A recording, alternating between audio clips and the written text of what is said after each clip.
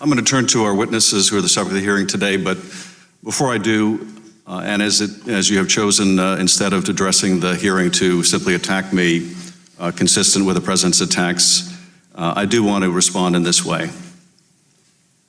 My colleagues may think it's okay that the Russians offered dirt on a Democratic candidate for president as part of what was described as the Russian government's effort to help the Trump campaign. You might think that's okay.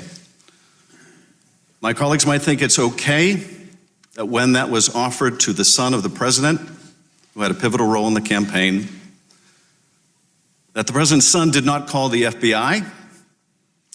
He did not adamantly refuse that foreign help. No, instead, that son said that he would love the help of the Russians. You might think it's okay that he took that meeting.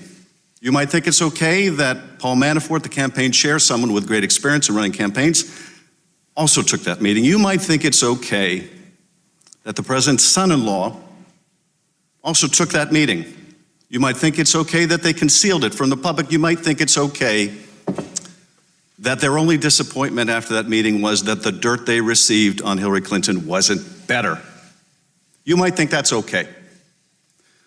You might think it's okay that when it was discovered a year later that they lied about that meeting and said it was about adoptions. You might think it's okay that the president is reported to have helped dictate that lie. You might think that's okay. I don't. You might think it's okay that the campaign chairman of a presidential campaign would offer information about that campaign to a Russian oligarch in exchange for money or debt forgiveness. You might think that's okay. I don't. You might think it's okay that that campaign chairman offered polling data, campaign polling data to someone linked to Russian intelligence. I don't think that's okay. You might think it's okay that the president himself called on Russia to hack his opponent's emails if they were listening. You might think it's okay that later that day, in fact, the Russians attempted to hack a server affiliated with that campaign. I don't think that's okay. You might think that it's okay that the president's son-in-law sought to establish a secret back channel of communications with the Russians through a Russian diplomatic facility. I don't think that's okay. You might think it's okay that an associate of the president made direct contact with the GRU through Guccifer II and WikiLeaks and is considered a hostile intelligence agency. You might think that it's okay a senior campaign official was instructed to reach that associate and find out what that hostile intelligence agency had to say in terms of dirt on his opponent.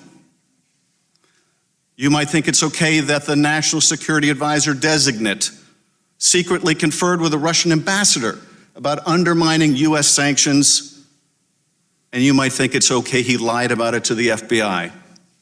You might say that's all okay. You might say that's just what you need to do to win. But I don't think it's okay. I think it's immoral. I think it's unethical. I think it's unpatriotic.